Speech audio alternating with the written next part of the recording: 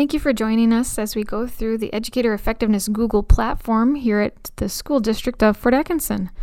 Today we're going to familiarize ourselves with the Google Classroom app and Google Drive, how we get access into that classroom, and where to find those assignments, complete them, and turn them into our evaluators, and where documents are seen from within Google Drive.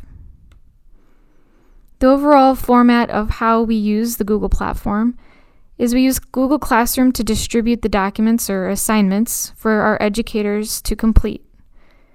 These assignments are turned into the evaluator by turning them in, but then again returned by the evaluator at the mid-year and the end of year for task completion.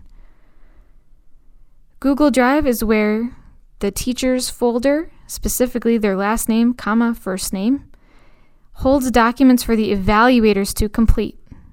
It also houses the uploaded artifacts and evidence by the educator throughout the year and stores copies of the documents from Classroom each year, year to year. Together, the Classroom's folder is found under Google Drive, but it is linked to the Google Classroom. It houses the assignments copies when created from Google Classroom. Let's take a look and see how we get into our Google Classroom. I have added myself to Mr. Rousseau's summary year for this year. You just click on the email and it allows you to join this classroom. This will take you directly to the classroom. It starts off by the stream page. This is where all the posts for these assignments occur, as well as any notes from the evaluator throughout the year.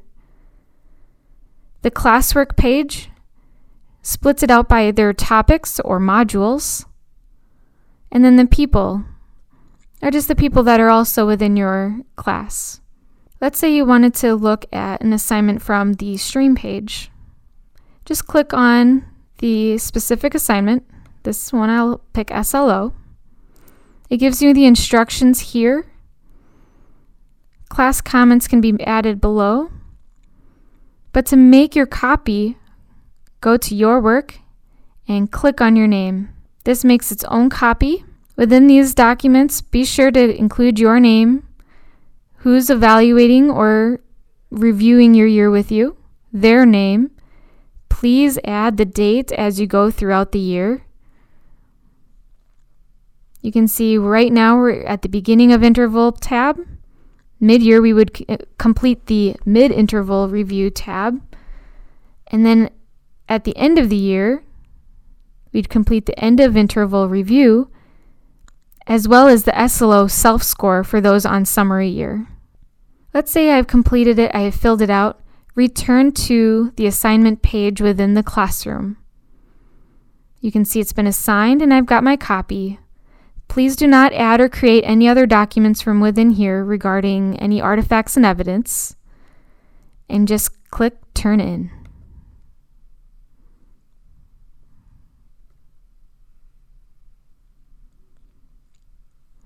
You can now see that it says Unsubmit. This would be if you needed to make a correction in between when you've turned it in and when it is returned at the middle of the year.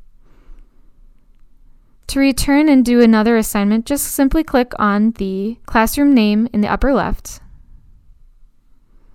Now let's say we want to complete an assignment from the classwork tab. We've already done our SLO, but let's say we want to do our beginning of year interval review. As you can see, I've got my copy here. I can either click here to open it, and I can complete it, remembering my name, my evaluator's name, and the date I completed this.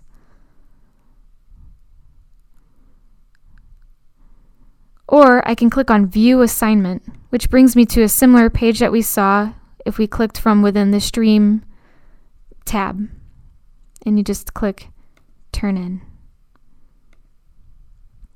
So now that we know how to access our Google Classroom, turn in our assignments, and complete them, now let's see where we can find them from within Google Drive. You can see I have mine in list view. I can see my classroom here. I have decided to save my teacher folder within my classroom folder just to keep it together. That is completely an optional procedure to take. You have the ability to do whichever you like, but for the sake of this video, I thought it would be helpful to keep it in one place. You can see my classrooms folder is found within Drive, but it is still linked to the classroom itself. If I click in here, I can now see the documents that I have started. Once I turn it into my evaluator, it becomes a view-only document and can only be edited if I go back into the classroom and either unsubmit or wait until it is returned to me. Let me go back to my classroom folder and go into my teacher folder. I have my summary year here, 1920, and I have my artifacts and evidence folder. My 1819 folder has more. Here I've got my artifacts and evidence folder again, but now I have my evaluators documents that they are to complete throughout the year. From within artifacts and evidence, this is where I upload any documents that would support my SLO or PPG, separate from what is in the classroom. Then I link those documents into this tagging summary. The EEP item is your SLO or your PPG, what date that you added it, what the name is, any evidence statements, or even a short description, and placing X's into these boxes. From these boxes, they link to the tabs below and outline only the ones that are pertaining to this component. These documents are copied from year to year and then restarting whenever on the first year of the EE cycle.